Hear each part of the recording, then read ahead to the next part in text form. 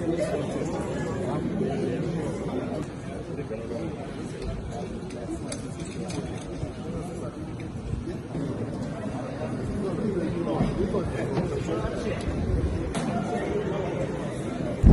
see this obedient court matter, hey, we go win. Obedient people, yeah. With this court matter, don't they go no mind, don't they sweet, and we must win. We must win.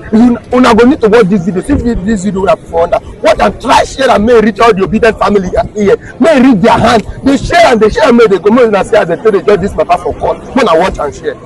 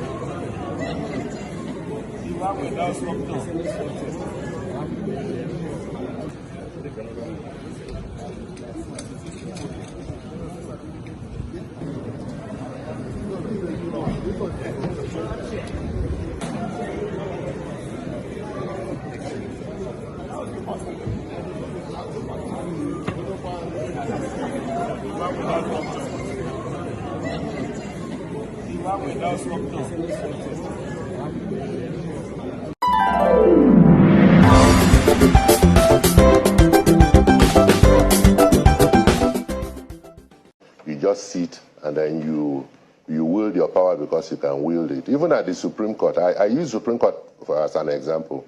There are matters that come to Supreme Court, and the Supreme Court will say, oh, okay, I've had your own submissions, but we're inviting 2-3 lawyers to come and address us on what they think to be the position of the law, amicus curiae. And then these people come in without having any interest. They dissect the law, and then the Supreme Court will consider their submissions together with the submissions of the parties and come up with a decision. If Supreme Court can do it, why won't INEC do it? INEC has access to very senior lawyers. They also consult senior lawyers when they go for a defense of their results. So why would they not do it? And like I have issues concerning the election. And you see that deliberately again, INEC is doing what it's doing. Dr. Olisa Abakoba wrote a letter to INEC. It was widely circulated, where he pointed the attention of the commission to this issue of FCT. And to show you that he was very selfless in his letter, he said, I don't have the answer.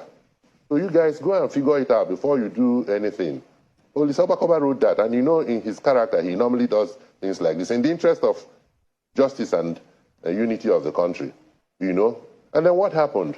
They now came and made their return. It is not the only place where they made the return. It's not the only issue that they swept by under the carpet.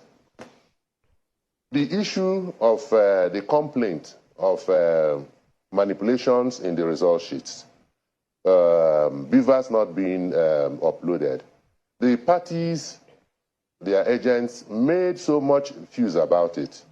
They were promised that the commission will look into it. Indeed, the section 65(1) of Electoral Act gives INEC 7 days to look into those issues before making a return. Did they do that? They did not do that. They just finished and right away. And they told everybody, if you're concerned, you go to court. Well, and you know there's this saying that if a wrongdoer does a thing that is wrong and tells you to go to court, it means that he's sure of what will come out of the court.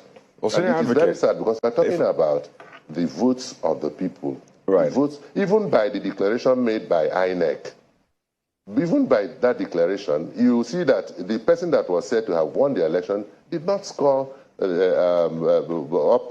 to 1/3 of the total votes cast, which means that there's something to be looked into. If I can comment, the Labour Party says we won in in Rivers State, right. We won here. With the votes that we were given in Lagos do not represent our votes. We have, and it's in video. And then you go to the places where PDP won. You see how their votes were also cut short. And they have these things in result sheets. And they say, please, you need to revisit this. And the law says you should revisit it. There was no compulsion in announcing the winner of the election. Indeed, Section 70 even gives the commission up to 14 days before making a return. It says you can make that return within 14 days. Well, Senator African, if I could just come in. What was the haste? Right. Why would people be crying and you think it doesn't matter? Well, pardon me. I mean, some. You don't bust to